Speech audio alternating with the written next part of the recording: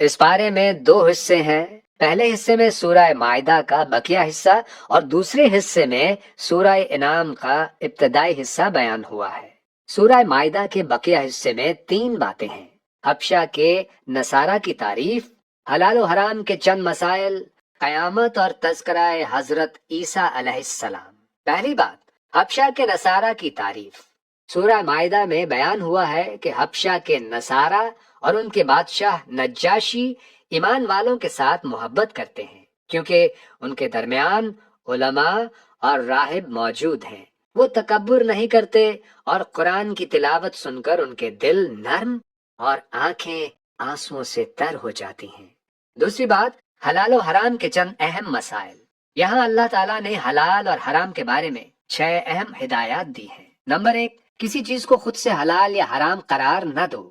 Number 2، لغو یعنی بیکار قسم پر کوئی پکڑ نہیں ہے، مگر قسم، یمین اور غموس پر کفارہ لازم ہے، یعنی 10 مسکینوں کو 2 وقت کا کھانا دینا یا کپڑے دینا یا 1 غلام آزاد کرنا۔ اگر یہ ممکن نہ ہو تو 3 دن روزے رکھیں۔ نمبر 3، شراب، جوا، بت پرستی اور پانسا قطعی طور پر حرام ہے۔ نمبر 4، احرام کی حالت میں سمندر اور دریا کا شکار کرنا جائز ہے، لیکن خشکی کا شکار جائز نہیں۔ نمبر 5، حرم میں داخل ہونے والے کے لیے امن برقرار ہے۔ نمبر 6، مشرکین نے 4 قسم کے جانور حرام کر رکھے تھے: بحیرہ، سائبہ، وسیلہ اور حام۔ تیسری بات، قیامت اور تذکرہ حضرت عیسیٰ علیہ السلام۔ قیامت کے دن اللہ تعالی حضرت انبیاء کرام علیہ السلام سے پوچھیں گے کہ جب تم نے میرا پیغام میرے بندوں تک پہنچایا تو تمہیں کیا جواب دیا گیا؟ اللہ تعالی حضرت عیسیٰ علیہ السلام پر کیے گئے احسانات گنوائیں گے۔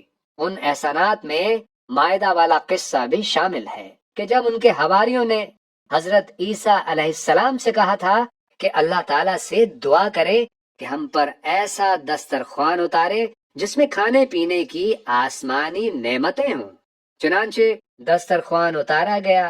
ان احسانات کو گنوا کر اللہ تعالیٰ پوچھیں گے کہ اے عیسیٰ، کیا تم نے ان سے کہا تھا کہ تجھے اور تیری ماں کو معبود مانے؟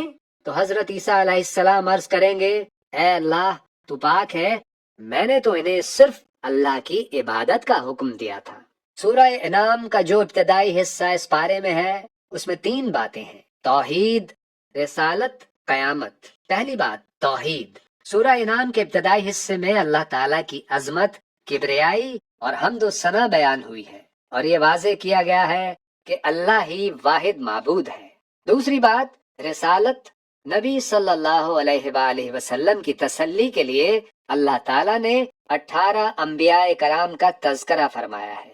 تیسری بات، قیامت، کہ اس دن سب انسان جمع ہوں گے اور اللہ تعالیٰ کے فیصلے کے مطابق عذاب یا رحمت ملے گی۔ یہ پارہ ہمیں ایمان، توحید اور اللہ کی عبادت پر عمل کرنے، حلال و حرام کی صحیح پہچان کرنے اور قیامت کو یاد رکھنے کی ہدایت دیتا ہے۔ اللہ تعالیٰ ہمیں قرآن کی ہدایات پر عمل کرنے کی توفیق عطا فرمائے، آمین۔